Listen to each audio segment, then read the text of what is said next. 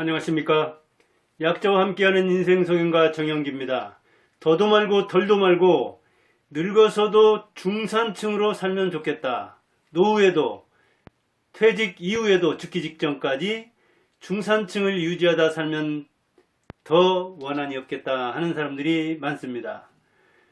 그러면 중산층이 뭡니까? 우선 그 개념이 다양합니다. 그런데 OECD와 우리나라 통계청에서 인정하고 있는 것을 보면 중산층이라는 것은 중위소득이 있죠. 중위소득이라는 것은 소득 순위로 줄을 쭉 세웠을 때 가운데 서 있는 사람들의 소득을 말합니다. 그 사람의 소득. 예를 들자면 그 가운데 있는 사람의 소득이 100만 원이라면 75%에서부터 자 밑에 있는 75만 원부터 200%까지 그러니까 200만 원까지 이렇게 그 폭이 높습니다.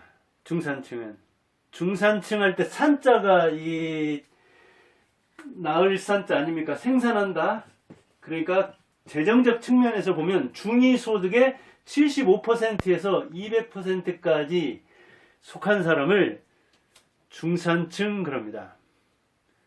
그런데 우리나라 직장인들이 그 인터넷 들어가 보면 금방 확인할 수 있죠. 직장인들이 생각하는 중산층 개념은 그와는 또 다릅니다. 뭐 부채 없이 30평대 아파트에 살아야 된다. 그렇다면 제가 사는 지금 전주 같은 데서는 뭐 한 3억, 4억, 3, 4억 중고 아파트를 말하는 겁니다. 서울이라면 뭐 한 15억, 수도권이라면 뭐 7, 8억. 자, 3, 6, 서울 한 12억 된다 하면은 그 차이가 크죠. 지방과 수도권, 서울의 또는 대도시의 차이가 큰 겁니다. 여기에서만도 크죠. 첫째, 부채 없이 30평대 아파트라고 하는데 부채 없다는 이 조건만 해도 굉장히 까다로운 조건입니다. 그 밖에 이게 오래된 이야기입니다. 한 10년 전 이야기 될 텐데 월 500만 원 이상 소득 그리고 2000cc 이상의 중대형 자동차 소유 그 다음에 예금이 1억 돼 있는 거 이것도 거창이 많은 겁니다. 사실은 저 농협 그 증권에서 조사해 보니까 95% 이하가 주식 투자하는 사람들의 1억 미만입니다. 그러니까 예금을 1억 이상 해놓고 있다는 거 이것도 까다로운 조건입니다. 그 다음에 1년에 한 번 이상 해외여행하는 거 해외여행하는 거야 뭐 일본으로 가는 것은 몇십만 원 안 드니까 아무튼 이 5가지 조건을 내걸고 있는데 대부분 경제적인 거죠. 전부 다 경제가 치중되어 있는 거죠. 그런데 미국에서도 그 같은 직장인들이 생각하는 일반인들이 생각하는 중산층 개념이 있습니다. 자기 주장이 뚜렷해야 된다. 약자를 지원해야 된다. 부정부패에 저항할 줄 알아야 된다.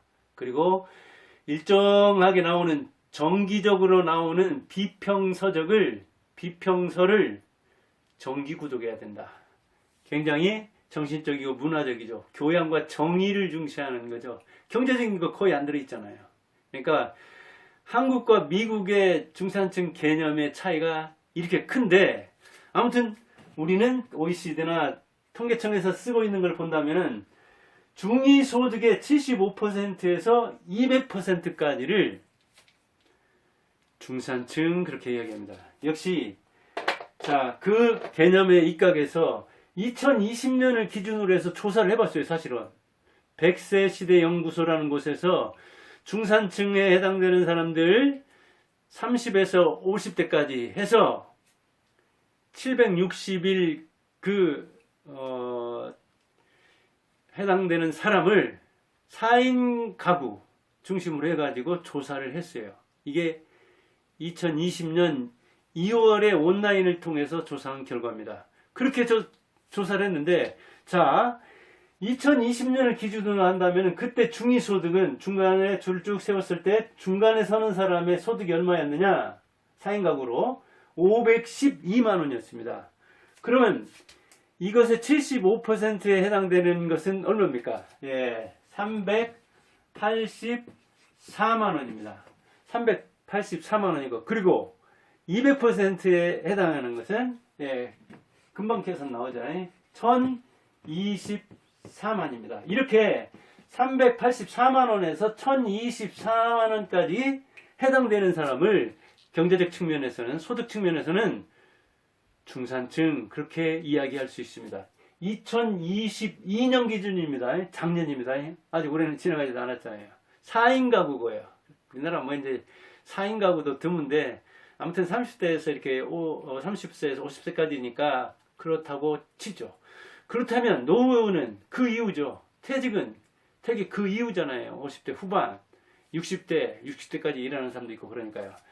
자, 이 사람들에게서 그 조사를 해봤더니 희망이 어떻게 나왔느냐. 자, 순자산은 9억 4천은 있어야 된다. 희망사항입니다. 그러니까 자, 여기서 중산층으로 살려면 결론부터 말하겠습니다. 눈높이를 낮춰야 됩니다. 그 다음에 자신을 긍정해야 됩니다. 자기 가진 모든 것을. 그리고 미래는 예측의 영역이 아니라 대응의 영역이다. 그러니까 대응력을 높이자, 제고하자. 그 세 가지가 노후에도 중산층으로 살 수 있는 키입니다. 열쇠입니다. 그런데 그 중산층한테 2022년 761명을 대상으로 해서 30세에서 50세까지 조사를 해보니까 어떻게 나왔느냐. 희망. 순자산은 9억 4천이 있어야 된다. 이건 현실적으로 봐서는 9억 4천을 가진 사람은 2022년 기준 10.6% 안에 듭니다. 상위 10% 안에 들 정도라고요. 그 다음 월소득은 686만원. 이 안에 맞죠? 이 안에 들어가죠. 예, 중위소득보다는 훨씬 높죠. 686만원이었고 월소비는 427만원이었습니다. 근데 현실은 순자산은 904억을 희망했지만 현실은 6.3억이면 됩니다. 그 사람들 그 평균이. 그러니까 얼마나 6.3억보다 이 평균 수준보다 희망하는 수준이 높은지를 알 수가 있잖아요. 자, 이렇게 9.4억을 받았지만 현실은 6.3억이라고요. 이것도 굉장히 많은 셈이죠. 4인 가구니까 그럴 수도 있습니다. 그 다음에 월 소득은 이렇게 686만원을, 소득은 686만원을 받았는데 실제 소득은 얼마냐 하면 623만원. 이 차이는 크지 않습니다. 소득은 686만원을 원했는데 이게 희망입니다. 실제는 624만원. 그러니까 이 차이가 크지 않죠. 그런데 큰 건 뭐냐? 소비입니다. 소비. 자, 소득은 그렇게 차이가, 희망과 현실의 차이가 크지 않았는데 소비는, 월 소비는 적어도 427만원을 해야 된다. 그렇게 받았지만 그 사람들이 현실적으로 소비하는 것은 314만원이었습니다. 그러니까 소득 차이보다 소비 차이가, 희망과 현실 차이가 훨씬 컸습니다. 그런데 그 중산층의 평균 순자산을 계산해 보니까 어떠냐? 5억이었습니다. 5억. 그리고 그 중산층의 평균 순자산은, 그 조사 대상은 6억 3천이면 상당히 많은 거죠. 그리고 실제로는 성인들을 조사해야 되지, 이렇게 가구라든가 이 4인 가구 개념이라든가 이런 게 좀 더 부정할 수 있다. 그런데 이것은 우리나라에서 조사한 것보다도 스위스 그 크레딧 스위스라는 게 있는데 CS, 거기서 추정한 게 있습니다. 추정한 게 2022년 기준으로 해가지고 한국 사람 성인 평균 자산이 얼마냐? 3억 1천만 원입니다. 3억 1천만 원. 이야, 노인들 부부가 살아도 그러면 6억 2천이었어야 평균이네요. 얼마나 평균이 높습니까? 평균은 높습니다. 그런데 중위로 하면, 그들의 중위 자산으로 하면 자산이 얼마큼 되느냐? 그러니까 1억 2천만 원입니다. 그럼 왜 이렇게 평균 자산은 높냐? 그래요. 부자들, 최상위층과 재벌들과 이 사람들이 많기 때문에 평균은 이렇게 높여주는 겁니다. 그런데 가운데 줄을 세워 놓으니까 위에는 아주 뭐랄까, 이 소득 많은 사람들이 평균을 높여주긴 하지만 중간에 속한 사람 중위 자산으로 보니까는 얼마였나? 1억 2천이었습니다. 1억 2천. 그러니까 우리가 중위 자산이 스위스 그 크레디트라는 걸 추정한 곳입니다. 1억 2천이니까 부부간에 살면 2억 4천만 있어도 자산은 이 부동산과 뭐 이 동산 다 포함한 거 아닙니까? 그래도 괜찮은 겁니다. 1억이라는 게 아까도 말했지만 주식 투자하는 사람들의 95%가 1억 미만을 투자한다니까요. 그걸 보면은 1억이라는 게 그렇게 적은 돈은 아닙니다.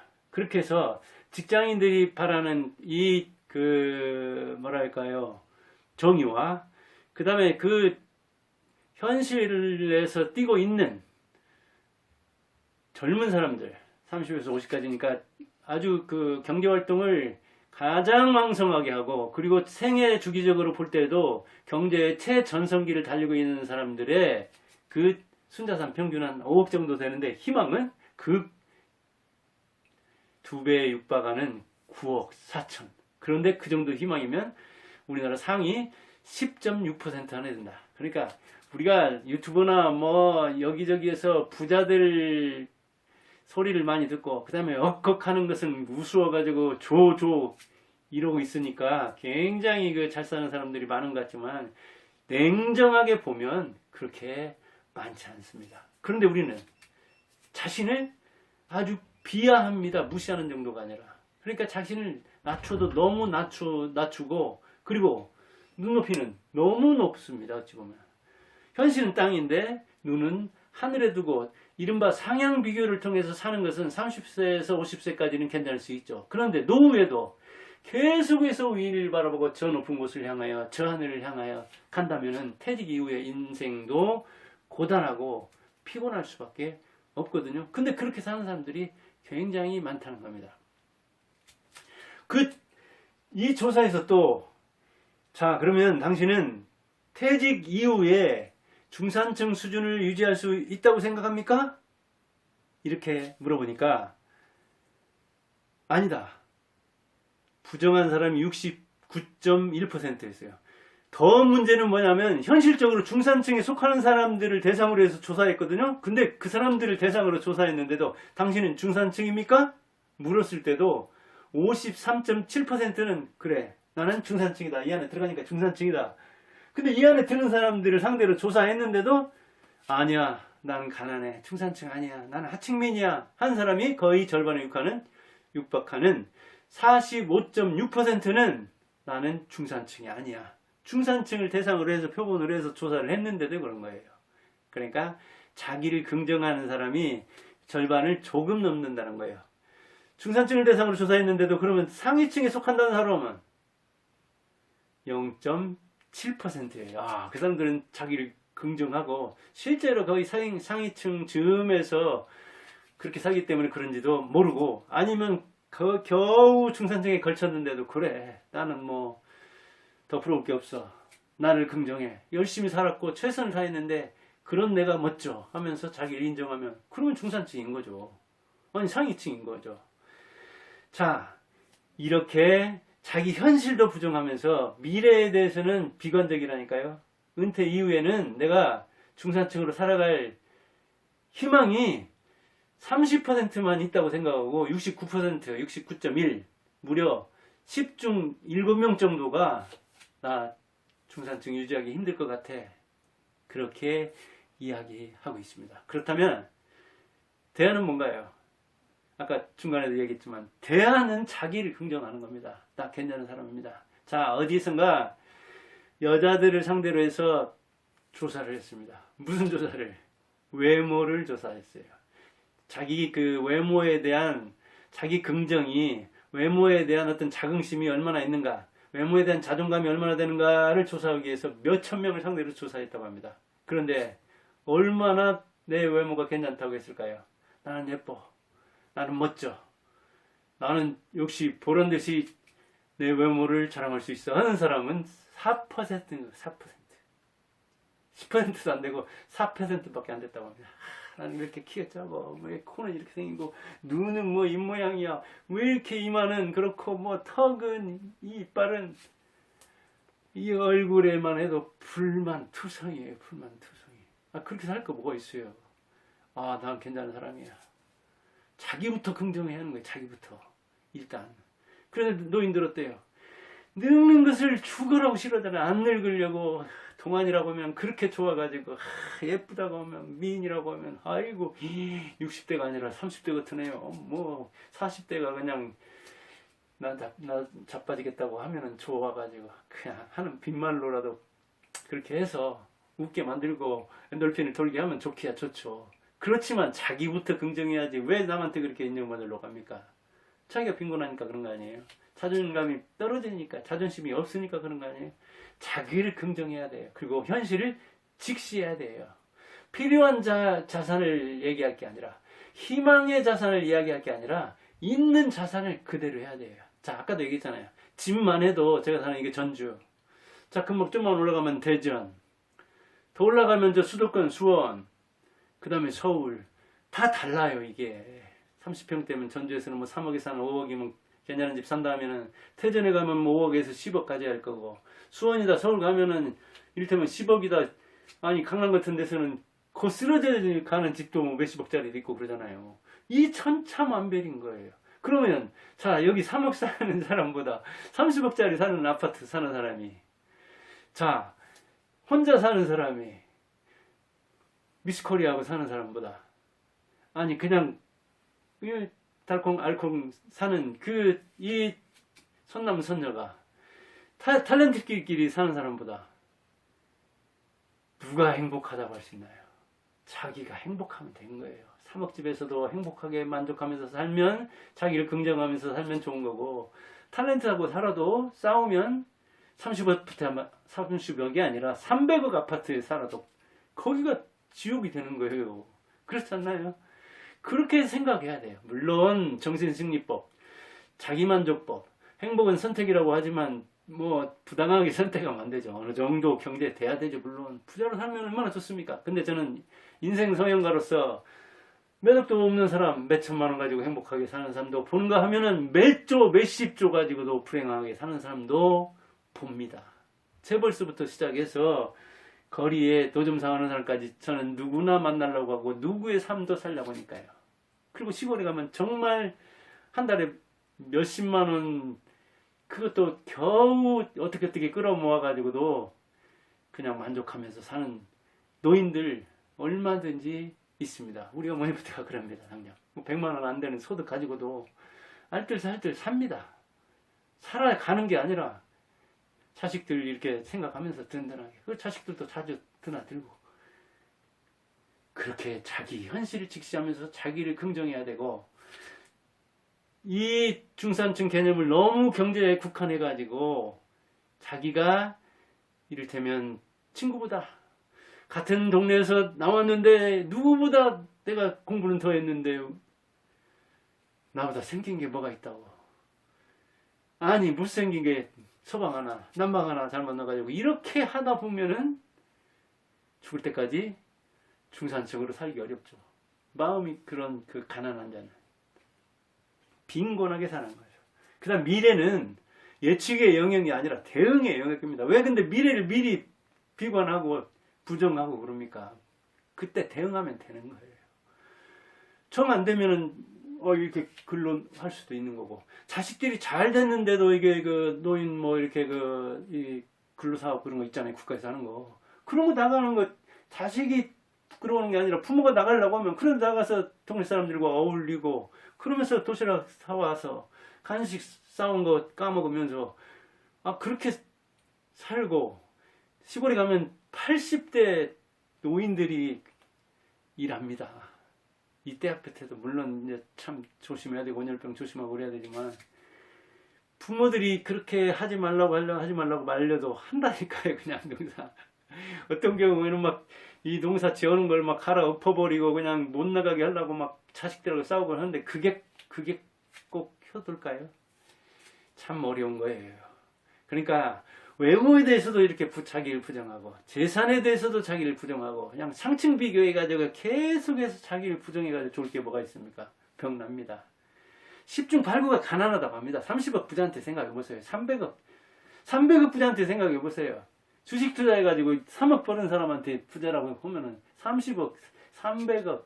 이 유튜브에 나와서도 얼마나 그게 참, 저도 이렇게 뭐 해보고 그러지 뭐 어떤 때는 막 정말 해가지고 그 돈 만져보지도 못하는 그거 그냥 영상 속에, 계좌 속의 돈입니다. 30억 이상 넘어가면 실제 돈이라는 것은 개념이 없다 하는 재벌들이 많습니다. 벌어서 그렇게 모으고 통장에 쌓이는 게 몇백억 원, 몇만 원 이게 그렇게 기쁘더니 그냥 하루 사이에 몇십억, 몇백억이 왔다 갔다 가는 게 개념이 없어진다고 하는 거죠. 그래서 그런지 이중근 회장 있잖아요. 부영그룹. 그 사람은 초중고 동창들한테 한 100명 안팎한테 막 5천만 원에서 1억씩 줬다고 하잖아요. 버는 데도 기쁘지만 모으는 데도 기쁨이 있지만 주는 데서도 기쁨을 얻을 수 있는 겁니다. 그리고 그때그때 대응하면서 살아가면 됩니다. 예측은 안 맞아요. 10분 뒤 예측 할 수 있습니까? 안 맞아요. 그런 차원에서 노후에도 중산층으로 살아가려면 어떻게 해야 된다? 눈높이 낮춰야 되고 자신을 긍정해야 되고 최고라고. 그거 미래는 예측하지 말고 비관하지 말고 대응하면 된다. 그 이야기를 중산층 개념을 들어서 해봤습니다. 퇴직 이후에도 중산층이 아니라 상류층으로 마음 많은 최상층으로 살아가면서 부유한 인생을 영유하기 바랍니다. 감사합니다.